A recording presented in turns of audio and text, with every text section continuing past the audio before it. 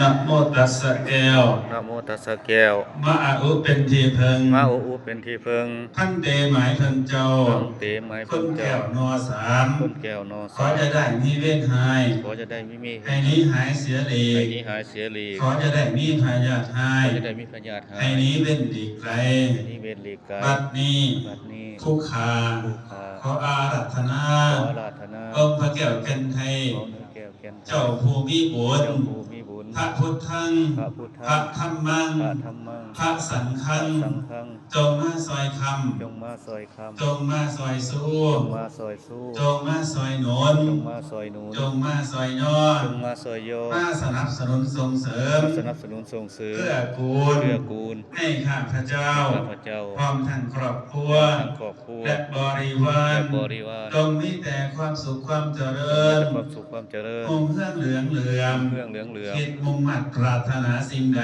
มาปรารถนาสิ่งใดขอบารมีคุณพระรัตนตรัยแก้วทั้งสาม บารมีคุณพระรัตนตรั อี ย กถึงคุณบารมีแห่งองค์พระธาตุศิลามงคลอันศักดิ์สิทธิ์บารมีอีกทั้งบุญญาฤทธิ์ มีทั้งบุญ บารมีศีลธรรม บารมีสินธรร แห่ ม งองค์หลวงปู่ขาวที่ได้บำเพ็ญมา เป็นมา บารมีพระเจ้าใหญ่องค์ตือ มีพระเจ้าใหญ่ พระบางและองค์พระนาครบคุณบิดามารดา ดามบรรดา คุณครูบาอาจารย์ บาอาจารย์ คุณครูบาตั้งแต่เขา ว่าตั้งแต่เขา คุณครูบาตั้งแต่เงา แต่รับต้นต่อ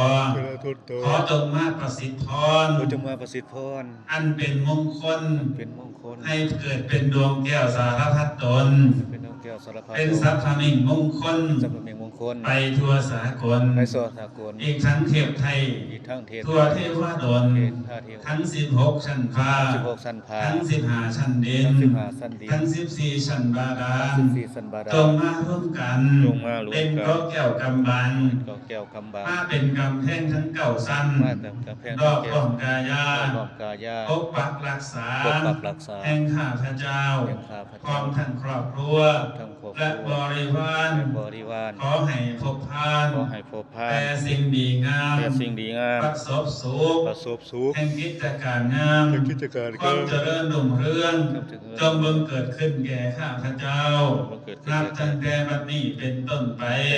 เป็นต้น พระ ไป พุทธังบังเกิด พุทธังบังเกิด เปิดโลกโลกวิทู โลโลกาวิ ธร ทู รมังบังเกิด บังบังเกิด เปิดโลกโลกวิทู โลโลกาวิทู สังฆังบังเกิด สังฆังบังเกิด โลกโลกวิทู โลโลกาวิทู บัดนี้ บัดนี้ ข้าพเจ้า พระเจ้า ขอเปิดฟ้า ขอเปิด เปิดดิน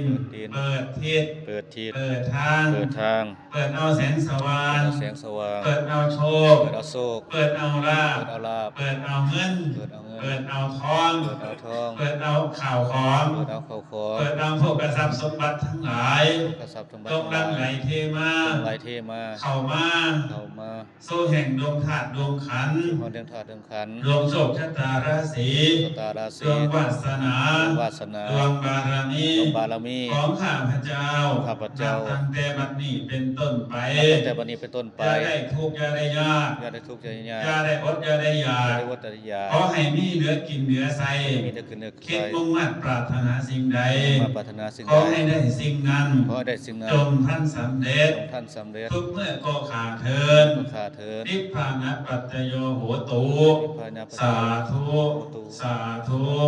สาธุ สาธุ